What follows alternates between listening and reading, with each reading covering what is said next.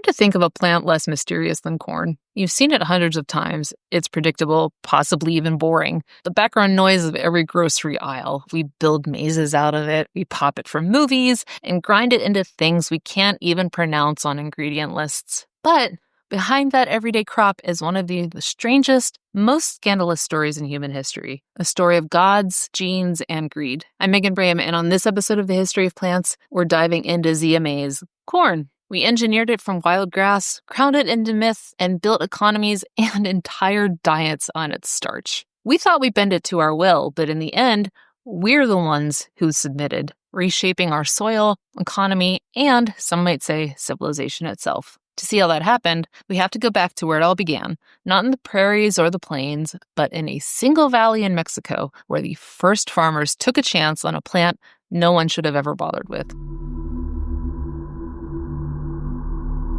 Corn didn't begin as golden rows or waving fields. It started as a stubborn grass in the Balsas River Valley of southwestern Mexico. Small, wiry, almost nettable. Its ancestor, teosinte, was a scraggly wild grass with just a few rock-hard kernels trapped in shells that were so tough you could break a tooth. You could chew one once. After that, probably not. Taxonomically, corn belongs to the Poaceae family, the same grass family that rebuilt Earth after the dinosaurs fell. As I talked about in the grass episode, these plants didn't conquer the world through size or strength, but through chemistry. Their secret weapon was C4 photosynthesis, which is basically an upgraded photosynthetic engine that traps carbon more efficiently, like a turbocharger for sunlight.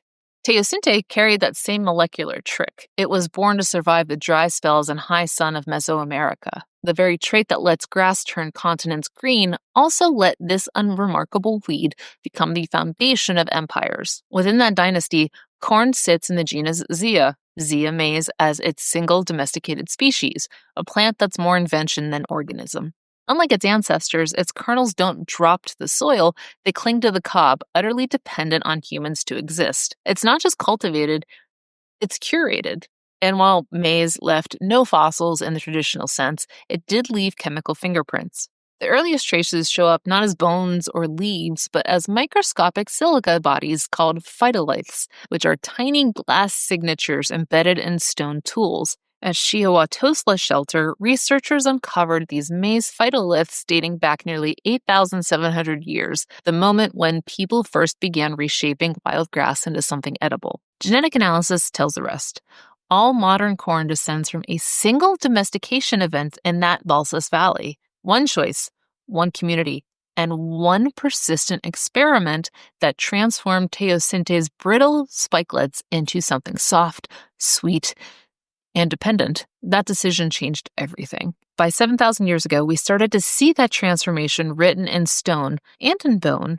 At Gila Nankit's cave in Oaxaca, archaeologists uncovered small, early cobs with fused kernels, clear signs that farmers had already bred teosinte into something recognizably maize-like. A few hundred miles northeast, in the Tehuacan Valley, layers of husk, pollen, and carbonized kernels show continuous cultivation stretching across millennia. Even the people themselves bear witness. Isotopic analysis of ancient skeletons from central Mexico revealed diets that were up to 70% maize, proof that the grass had become the caloric backbone of civilization. And that dependence didn't happen by accident. Sometime around 4,000 years ago, lowland and highland varieties began to hybridize, merging traits for drought resistance, size, and sweetness. The result was a plant that could flourish almost anywhere, from tropical riverbeds to arid mesas, and a food that shaped every calendar, economy, and empire it touched.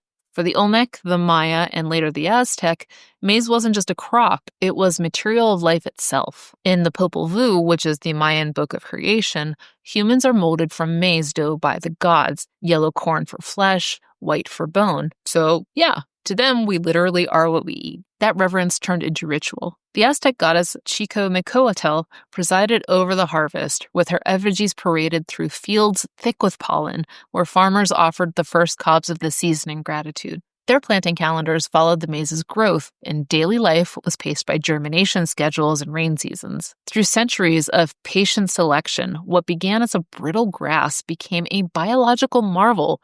Teosinte's tiny finger-length cobs widened and lengthened into the lush, multi-road form we recognize today.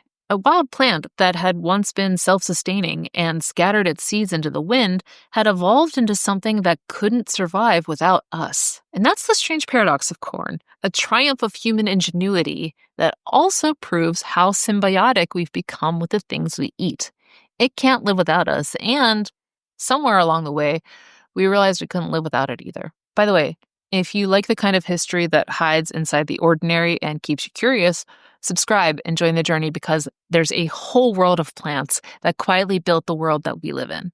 By the time we get to around 5,000 years ago, maize had spread south into the Andes and north into the American Southwest, traded along the same routes that carried obsidian, coca, and jade. Each region reshaped it again: dense, short-season maize for mountain valleys, sweet, starchy varieties for river basins. It became not just a crop, but a kind of genetic language, adapting wherever humans did. And that adaptability would soon make it unstoppable. Before empire or exploration, maize was already civilization's architecture. Fields weren't just farmlands, they were calendars. Each stage of growth marked a season, a ceremony, and a duty. Farmers timed the rains by the rustling of silk and tassel, the tassel being the male flower that sheds the pollen like a golden dust, and the silk is the thread-like strands of the female ear, each one catching a single grain to form a kernel. Meanwhile, priests read those same signs like scripture. The color of pollen, the pattern of the clouds, the rhythm of wind, it all spoke of fortune. Corn just didn't feed the people, it actually organized them. Across Mesoamerica, maize shaped both art and ethics. Families buried kernels with their dead as insurance for rebirth. Artisans wove funerary masks from husks and cob fibers, faces meant to decay back into the soil. Entire cities pulsed to its rhythm, planting festivals in spring, grinding rituals in autumn, and communal feasts when the granaries refilled. Its genius wasn't just symbolic, it was ecological. The milpa system, which you might know as the Three Sisters, paired maize with beans and squash in a perfect biological loop. Corn offered the scaffolding, beans fixed nitrogen, and squash shaped the ground to lock in moisture. It was agriculture as ecosystem, an early form of what we would now call permaculture. Every harvest was proof that collaboration, not conquest, was the law of survival. Speaking of conquest, and then the strangers came from the sea and turned sustenance into sin. Their sails first appeared in the Caribbean in 1492, when Christopher Columbus set foot on the island, tended by the Taino. To them, the visitors seemed divine, pale men from the heavens bringing shining metal and unknowable words. But heaven, as it turned out, was hungry. Within a generation, the Taino world collapsed under disease, slavery, and fire. By 1519, the Spanish had reached the mainland. Hernán Cortés landed on the coast of Mexico and began his march toward Tenochtitlan, a city of canals, temples, and maize markets so vast that one conquistador compared it to Venice. In his letters to the Spanish crown, Cortés marveled at the order and abundance of a people who could feed hundreds of thousands with nothing but corn, beans, and chili peppers. Yet, in true jerk fashion, he called that same abundance proof of heathen industry. What he couldn't see was that he was walking through a 1,000-year-old experiment of ecological harmony, one that would not survive him. Missionaries followed close behind. The Franciscan friar Bernardino de Sahagún, compiling his Florentine Codex in the mid-1500s, documented the Aztec relationship with corn with a mix of fascination and moral panic. He wrote that maize was their life, their flesh, their sustenance, but that its festivals tempted the devil through abundance. These men of God they couldn't reconcile it. To them, faith is built on restraint and sacrifice, while to the Aztec, abundance was a sacred gift from the gods to be enjoyed. So they tried to override it. Sermons replaced corn gods with Christ's bread. The milpa became a metaphor for the Garden of Eden. Harvest feasts were rededicated to saints. The same fields that once echoed with song to the rain god Tlaloc were soon planted in the name of the Father. But under the hymns, the old rituals continued. Cornmeal sprinkled quietly before planting, kernels tucked into the wall for luck. The conversion was never total. Maize simply learned to speak Latin. And speaking of Latin, as colonial ships departed Mexico and the Caribbean, they carried maize to the Old World as both a curiosity and a commodity. The Taino word maíz became maize in Spanish, then maize in the Latin of science taxonomy. The plant that had fed gods and nations now appeared in European herbals alongside strange grains of the Indies. In 1539, the Spanish chronicler Gonzalo Fernández de Oviedo wrote that maize sustains Indians in place of wheat, but insisted that it does not nourish as well, nor is it fit for Christians. That was wishful thinking. Maize thrived in poor soils where wheat failed, feeding peasants across southern Europe within decades. But social hierarchy needed its symbols, and corn became coded as peasant food. In Italy, polenta filled the bowls where bread once lay. In France, it was known as blé de Turkey, Turkish wheat, basically seen as an immigrant crop wearing an exotic disguise. Africa took it further. Portuguese traders planted maize along the coasts of Angola and Mozambique, where it soon outcompeted native grains. Enslaved Africans carried knowledge of how to grow it across the Atlantic, turning it into both sustenance and resistance. On Caribbean plantations, cornmeal was seen as both rations and rebellion food, a meal you could cook without permission. It gave you some control back in your life, however little that was. But the crop's speed outpaced its context. The Old World learned maize's ways, but forgot its chemistry. By the 1700s, the cost of that arrogance came due. Across peasant villages of Italy, France, and Spain, a new sickness spread among those who lived almost entirely on maize porridge. It began quietly with fatigue, dizziness, and swollen tongues, but soon erupted into madness and lesions that bloomed like bruised petals across the skin. In 1735, Spanish physician Gaspar Casal recorded its symptoms among the poor of the Asturias, calling it mal de la rosa, the sickness of the rose. What he didn't know was that the cure already existed and had for millennia among the very people Europe had conquered. But more on that in a sec. Casal's discovery marked the beginning of nutritional epidemiology, but also one of history's great ironies, a disease not born of scarcity, but of cultural erasure. Europe had misunderstood the plant, but it couldn't abandon it. The world was already addicted to the yield. By the 18th century, maize was already a fixture in every empire's pantry. It fattened livestock in France, it filled slave ships from Senegal to Havana, and traveled inland as meal for workers who never saw a field. British traders used it as ballast, weighing down their ships with grain that would later feed dock workers in London. Portuguese merchants used it as currency, trading sacks of corn along the African coast for captives who, in turn, would be fed the same grain in the Middle Passage.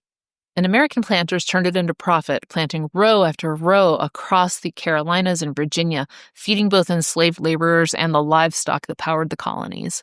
Corn's old divinity had been replaced by accounting. The flesh of the gods had become mundane, measured, milled, and monetized. Yet, even as empires traded it like coin, something inside those kernels still held power that no one fully understood. The same biology that once made it sacred would soon make it scientific. For centuries, people treated maize as sacred because it sustained life. Science would soon discover it was even stranger than that. It sustained evolution itself. For the civilizations that worshipped it, maize was divine. For the empires that exploited it, it was profit. For the scientists who finally looked inside it, it was chaos. But long before the genome was ever sequenced, Mesoamerican cooks had already performed the first biochemical miracle. They called it nixtamalization. It sounds like sorcery because frankly it kind of is. Or at the very least, let's call it culinary alchemy that turns poison into nutrition. Kernels are soaked and boiled in an alkaline bath of wood ash or lime water, which loosens the hulls, softens the starches, and releases niacin, the vitamin B3 molecule essential for human survival. The process also increases protein quality, doubles calcium, and unlocks amino acids that would otherwise stay trapped. To the first Europeans who saw it, this practice looked barbaric. Why would anyone soak grain in lye?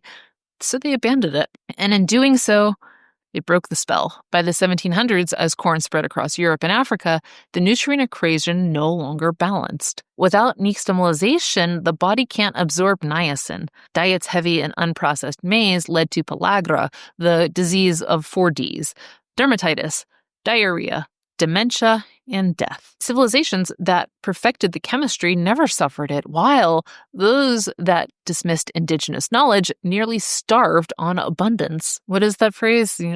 Water, not a drop to drink, something like that. Modern science finally caught up to it in the 20th century. Researchers traced pellagra's cause to a niacin deficiency, proving that the so-called primitive practice was a sophisticated form of nutritional engineering. Every tortilla, tamale, and pupusa still carries that ancestral lab note. Cook the chemistry, or it will consume you. And once we put those kernels under a microscope, we suddenly saw just how complex this plant really was.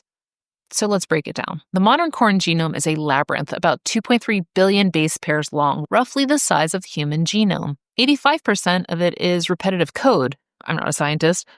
To me, that kind of makes it sound like useless and redundant, right? Thank God I wasn't studying it.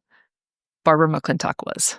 Because to Barbara McClintock, that was everything that mattered. You see, Barbara McClintock wasn't a household name, and she didn't really seem to care to be one. In the 1940s, she was working alone at Cold Spring Harbor.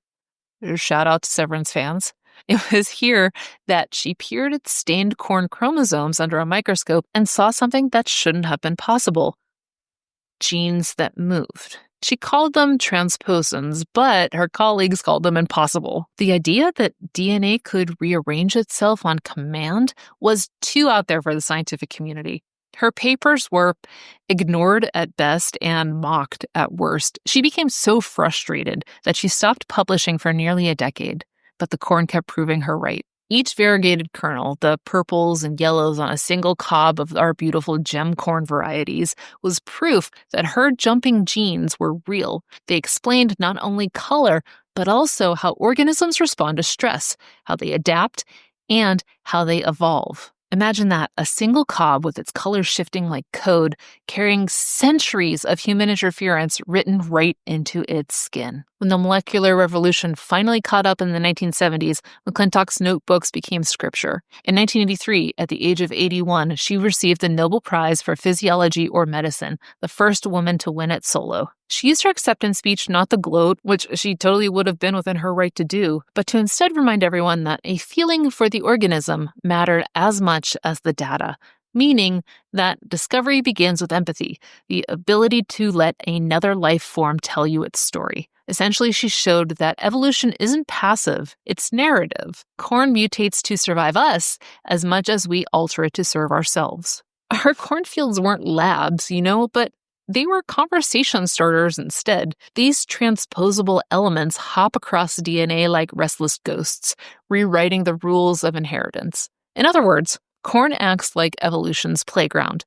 Every mutation, every hybrid cross, every unexpected color shift is proof that it was built for change. Her patience gave science a new vocabulary for genetic fluidity. It runs through the kernel itself, each seed a tiny factory of sugars, oils, and proteins that humans have learned to weaponize, worship, and occasionally regret. Inside a single kernel is roughly 72% starch, which is used as fuel. About 9 to 11% of that kernel is protein, mostly zeins, a set of storage proteins that have an odd trick. When you extract and dry them, they form a really smooth, flexible film, almost like a plastic. In the early 1900s, factories used zeins to make buttons, coatings, and imitation silk. Today, chemists are experimenting with it again for biodegradable pill capsules and edible packaging. The rest is a chemistry cornucopia. Ferulic acid for antioxidants, zeaxanthin and lutein for eye health, trace anthocyanins that turn purple corn into a natural anti-inflammatory cocktail. The list goes on. Corn's chemistry is promiscuous. It bonds with everything.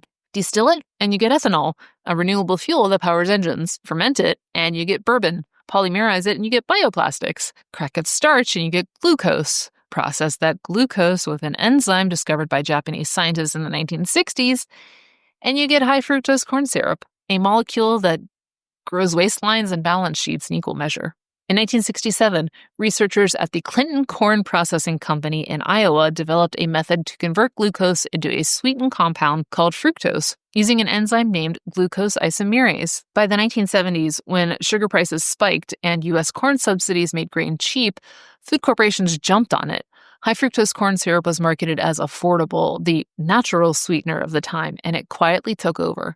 By the 1980s, it had infiltrated nearly every processed food and soft drink in America. The same molecule once worshipped as divine sustenance had become the biochemical signature of modern consumption. Every can of soda, or pop if you're right, every granola bar, every light yogurt is a reminder of how the sacred grain of the gods was recast as a profit engine. Its pigments have even joined modern medicine. As I said before, purple maize is rich in anthocyanins, which show anti-diabetic and anti-cancer potential in lab studies, reducing inflammation and improving insulin sensitivity. Extracts from Peruvian varieties are being tested as natural colorants that actually heal rather than harm. The same pathways that once colored ceremonial offerings might one day tint pharmaceuticals. Every part of the plant is exploitable. Husks for textiles, cobs for abrasives, stalks for paper. We've mapped its molecular terrain so completely that almost nothing goes to waste, except perhaps humility.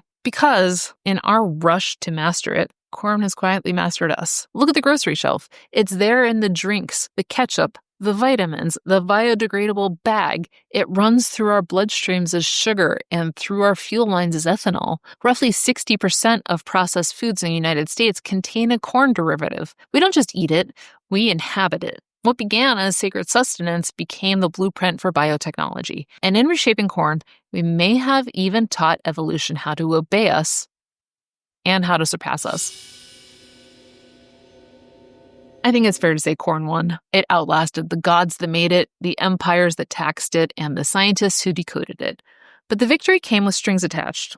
Today, maize just isn't a crop. It's a system, a machine that runs on chemistry, capital, and control. Rows stretch for miles, every plant cloned for yield, every acre subsidized, monitored, and insured. More than 90 million acres of U.S. farmland are planted in corn every year, and most of it never reaches a table. Like back in colonial America, it feeds livestock, but now it also fuels cars and sweetens nearly everything in the grocery store. And that's the quiet truth of industrial agriculture. The more efficient something becomes, the less alive it feels. Over the next few decades, that logic only deepened. Mechanization, chemical fertilizers, and hybrid breeding transformed farms into factories. Government slogans promised food for freedom, and corn became the poster child for American abundance. By the 1970s, the U.S. Secretary of Agriculture was urging farmers to plant fence row to fence row. Yields skyrocketed, but diversity vanished. The field had become an assembly line.